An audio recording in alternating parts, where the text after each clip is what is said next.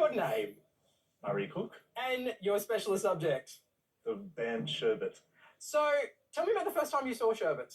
I was 13, it was in 1973. They came to Orange, where I lived at the time, and we didn't get much live music out in the country, but they were a band that came through nearly every year. It kind of set me on my path, really, because I was already into music, but it was always the Beatles and the Stones and stuff, which seemed like so far away, but Sherbet were right there, and I just thought, wow, this is something I'd love to do.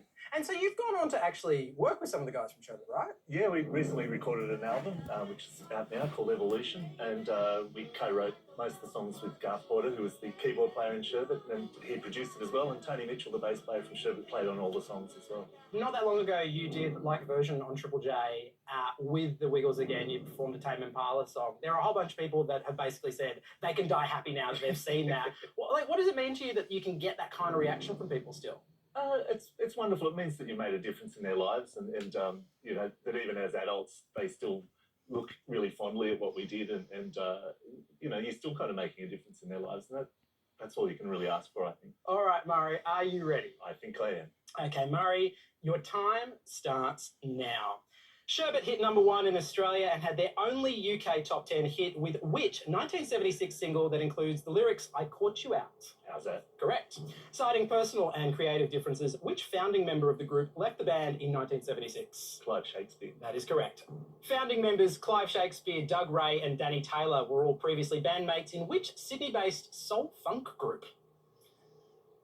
I think they were called Stonehenge. Downtown Roll Band. Oh, Stonehenge. Okay.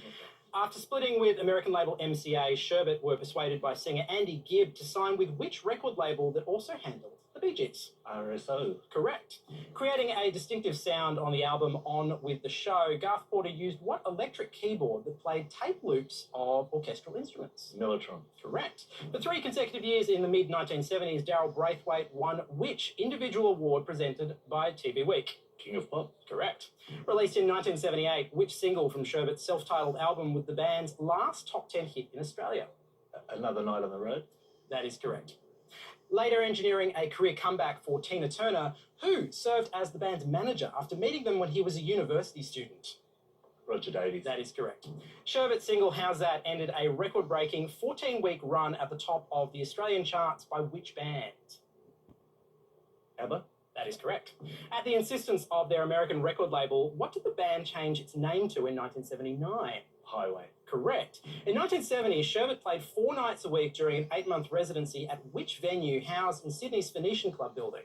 Jonathan's. Correct. According to the lyrics of the Sherbet hit song Summer Love, what sort of skies are blown by with the breeze? Summer skies? No. Cloudy skies. Who served as Sherbet's first lead singer before leaving the band and joining another group called Toby Jug? Dennis Laughlin. That is correct. The band's only Australian release under the name Highway was the 1979 single with what title? Oh, pass. I can't remember. You're very good. You're very good. I got a lot of rubbish on me. Well, your one pass is Heart Get Ready. That was the name of the track there. But I'll tell you what, Murray, you got 11 correct. Well done. Grab a seat.